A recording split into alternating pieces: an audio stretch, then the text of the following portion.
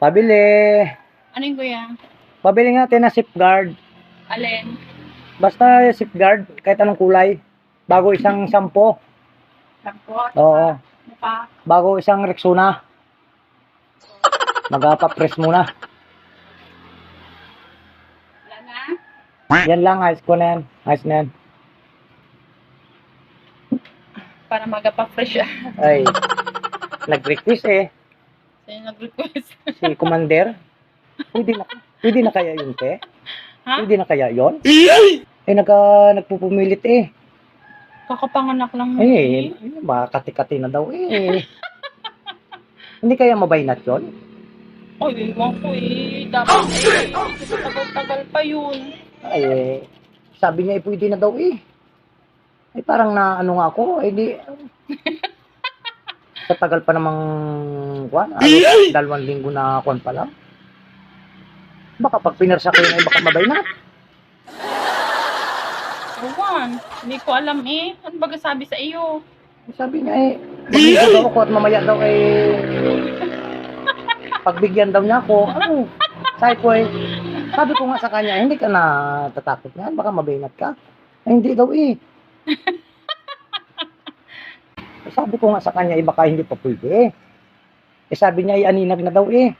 Pag aninag na, ay pwede na daw yun. Sana Parang akong natatakot eh. Pero bahala na mamaya. Pwede na siguro eh. Gusto eh. Kaya, Yun naman yung yatang inantay mo din eh. ay, talaga naman. Magainom nga ako mamaya ng isang buting Red Horse. Pampainit. Ba't mag-inom ka pa Eh, eh? siyempre naman. Jesus. Mas maganda yung may kaunting heater. Grabe naman yung asawa ko eh. Sobrang hilig ngayon. Te, nako, sabihin ko sa iyo. Ay, nako. Basta sa larangan na bagay na mga ganun na hindi nagkapalugi yun. Hindi nagkapahuli. Ay, Grabe pala si ate. taka nga ako doon sa bahay mo yun. Sobrang hilig talaga. Baka mabaynat naman siya eh. Ha? Baka mabaynat. At pero nung mga nakaraan eh, bakit nung yung anak namin na doon sa panganay, halos parang 1 linggo pa lang ay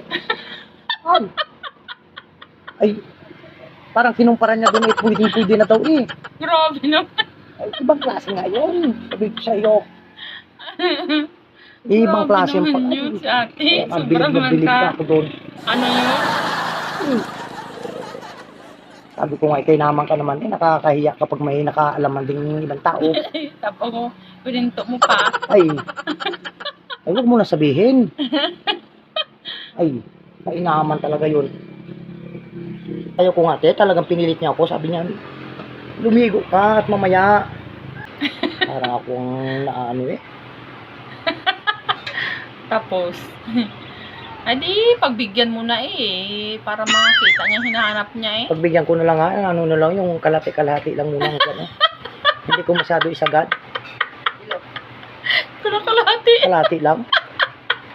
Para makamot lang baga yung kate. Ay, talagang Ate na yan. may tahi pa yun eh. Ay, Ay, siya ang gusto eh.